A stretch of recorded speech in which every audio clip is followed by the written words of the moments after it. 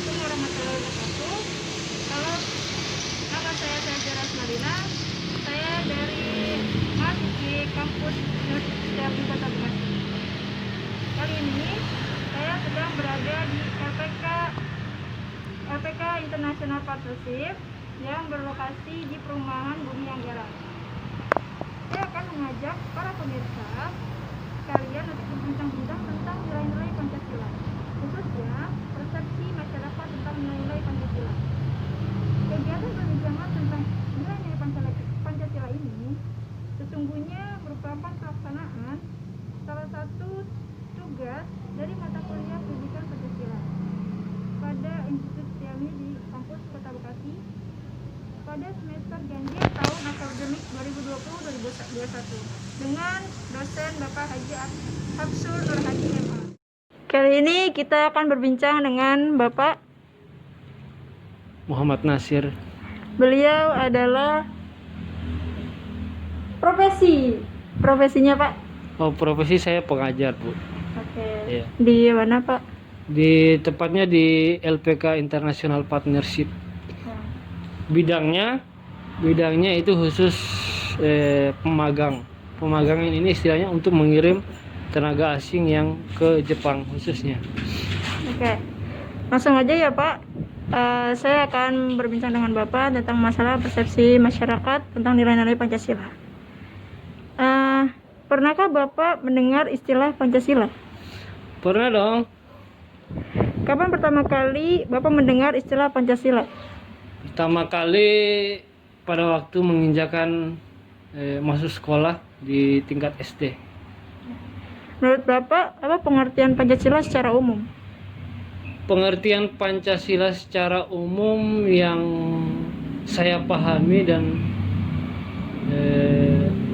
Pancasila itu terdiri dari dua kata, yaitu panca, yang panca itu artinya 5, dan sila itu artinya yaitu suatu atau persepsi. Itu yang pertama. Dan Pancasila itu adalah termasuk suatu ideologi landasan untuk kita warga negara Indonesia untuk berbangsa dan bernegara. Apa Bapak hafal bunyi sila-sila? Apa itu? Termasuk sebutkan. Pancasila 1. Ketuhanan yang Maha Esa. 2. Kemanusiaan yang adil dan beradab. 3. Persatuan Indonesia. 4. Kerakyatan yang dipimpin oleh hikmat kebijaksanaan dalam permusyawaratan perwakilan. 5. Keadilan sosial bagi seluruh rakyat. Menurut Bapak, pernikah rakyat Indonesia perlu memahami dan mengamalkan nilai-nilai Pancasila? Menurut saya sangat penting Kenapa Pak? karena masyarakat Indonesia ini berada dalam suatu negara Indonesia, dan negara Indonesia ini itu ideologinya Pancasila. Nah, kita sebagai warga negara Indonesia wajib untuk bisa memahami dan bisa mempraktekkan supaya keseharian kita itu tercermin oleh nilai-nilai Pancasila. Bagaimana gambaran secara umum suasana kehidupan keagamaan masyarakat di sekitar tempat tinggal Bapak? Kalau mengenai agama di satu perspektifnya kayak ada saling menghargai satu sama lain keyakinan sendiri, karena masyarakat hari ini pada umumnya sudah bisa memahami dan bisa memberikan ruang kepada keyakinan lain untuk bisa menjalankan keyakinan masing-masing. Agama apa saja yang dianut oleh masyarakat di lingkungan Bapak? Mayoritas Islam, tapi ada minoritas juga Muslim, Kristen dan Kristen itu juga ada. Apakah mereka rajin atau taat beribadah menurut upacaranya? Ya, di lingkungan saya itu memang minoritas ya, itu tadi keyakinannya itu ada Kristen ya. Mereka setiap jadwal yang memang sudah di dalam keagamaan itu mereka sangat rutin untuk menjalankan. Di lingkungan Bapak, apakah dapat membina kerukunan hidup dengan sikap saling hormat menghormati dan bekerja sama antar pemeluk agama yang berbeda-beda? Ya, kalau bekerja sama antara pemeluk agama masing-masing itu otomatis ya, karena kita harus bisa membatasi yang antara keyakinan kita dengan orang lain. Nah, kita harus bisa memposisikan itu areanya, harus bisa kita membedakan ini masalah keyakinan atau suku, itu semua harus bisa dibedakan di dalam kehidupan kita bersosial bersama. Contohnya seperti apa, Pak? Contohnya, contoh kecil saja, umat ini umat Kristiani yang di sekitaran saya itu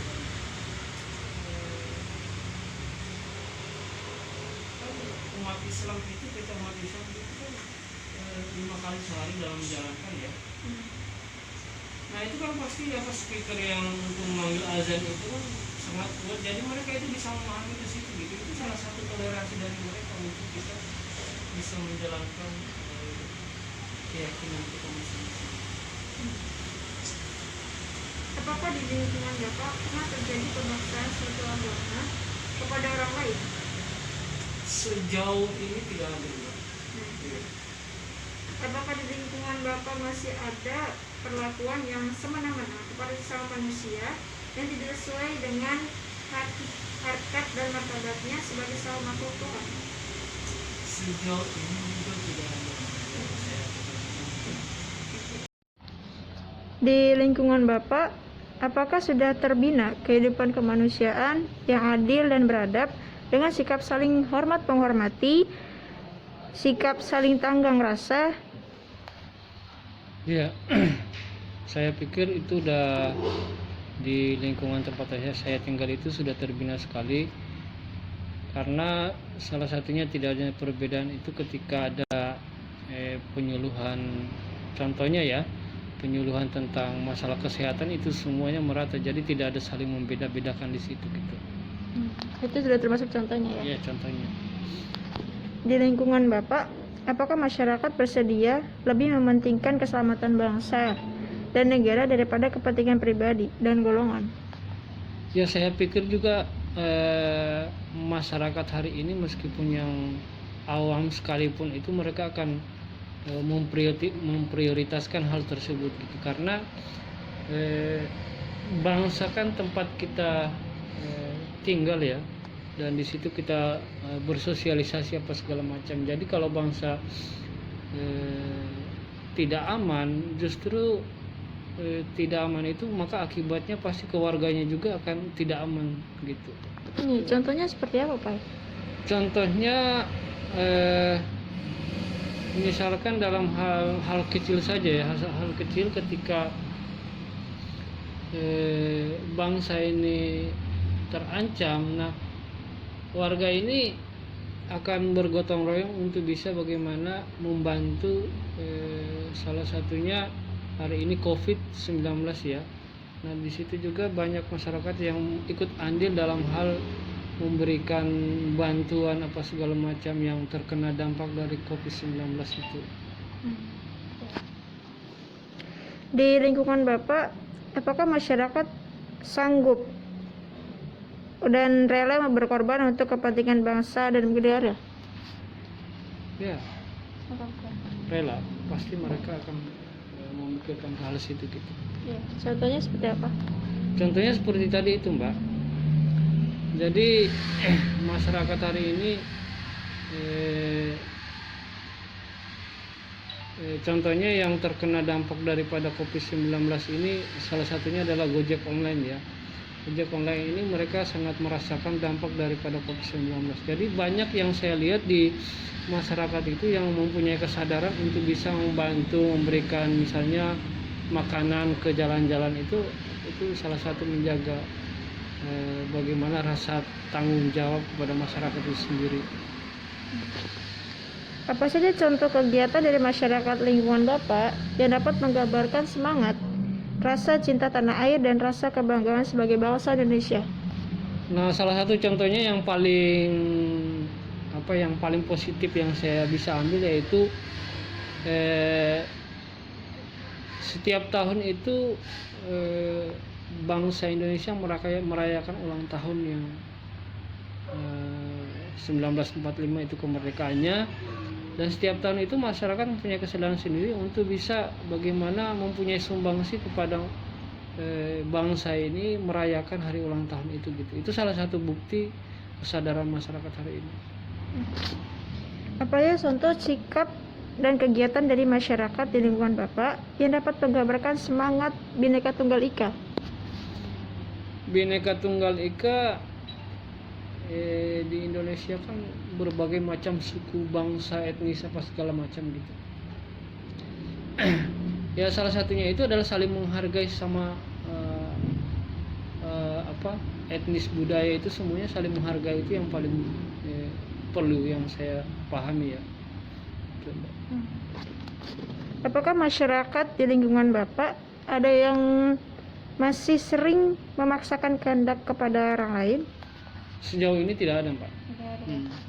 Apa saja contoh kegiatan musyawarah warga di lingkungan Bapak dalam mengambil keputusan untuk kepentingan masyarakat? Kepentingan bersama ya, Pak? Oke, kalau untuk berbicara kepentingan bersama itu kan di tempat saya tinggal itu kan ada pemerintahan yang paling bawah yaitu RT RW.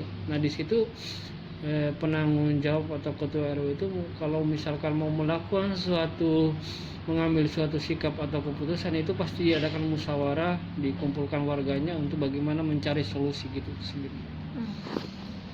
Apakah ada kegiatan musyawarah untuk mufakat di lingkungan warga Bapak namun tidak diliputi semangat kekurangan?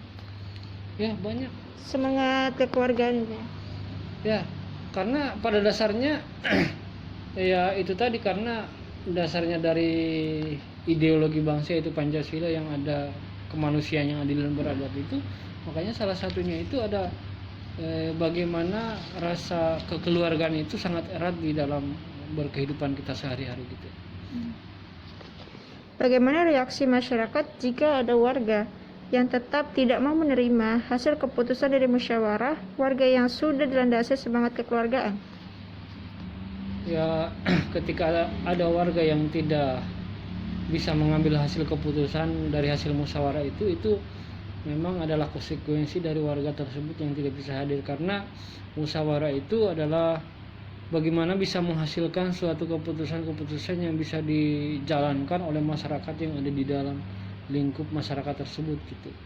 Ketika ada warga yang tidak hadir dan tidak mau mengikuti, itu adalah konsekuensi pribadinya sendiri dan harus taat kepada aturan yang sudah ditetapkan pada hasil musyawarah tersebut gitu.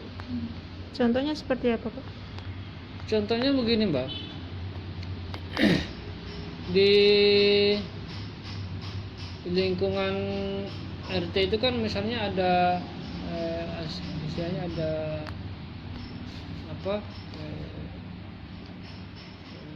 misalnya ada hasil musyawarah yang diadakan gitu kan. Nah, contoh musyawarahnya itu suatu pengadaan barang, misalnya pembatas jalan misalnya kan. Nah itu misalkan ada warga yang tidak ikut dan tidak mau andil tersebut dan tidak mau, istilahnya tidak mau mengikuti hasil musyawarah tersebut, itu memang harus taat sama hasil keputusan itu gitu. Itu ya. Iya. Apakah ada masyarakat di lingkungan Bapak yang suka melakukan perbuatan yang merugikan kepentingan umum? Tidak ada. Apakah ada masyarakat di lingkungan Bapak yang sudah bergaya hidup mewah dan hidup boros? Ya itu kembali kepada individunya masing-masing, Mbak. Iya. Karena itu kan hak dan Pribadinya itu Bapak. bukan pribadi, bukan termasuk urusan kita lagi, itu urusan mereka gitu. Apakah di lingkungan Bapak masih ada perbuatan yang mencemirkan semangat kekeluargaan dan gotong royong? Masih ada. Salah satunya yaitu contohnya ya bersih-bersih sebulan sekali, bersihin got gitu, Mbak ya. Nah itu ada salah satu mencerminkan kekeluargaan di situ adanya gitu. Apakah masyarakat di lingkungan Bapak suka bekerja keras untuk mewujudkan kemajuan yang merata? Saya pikir mereka sangat sadar ke hal itu ya, Mbak ya. Cuman memang mayoritas pada umumnya di wilayah saya tinggal itu kan semuanya pekerja ya. Jadi kita hanya mendukung dari hasil keputusan yang memang sudah ada, dan adapun yang menjalankan itu kan sudah ada bagian-bagiannya. Itu tadi RT RW itu. Ya. Kita hanya ikut andil mensupport bagi pemangku jabatan tersebut gitu. Apa saran Bapak nih agar rakyat Indonesia agar memahami dan mengamalkan nilai-nilai Pancasila? Saran saya yang pertama itu dimunculkannya lagi yaitu pendidikan PPKN. Karena hari ini kan sudah hilang ya.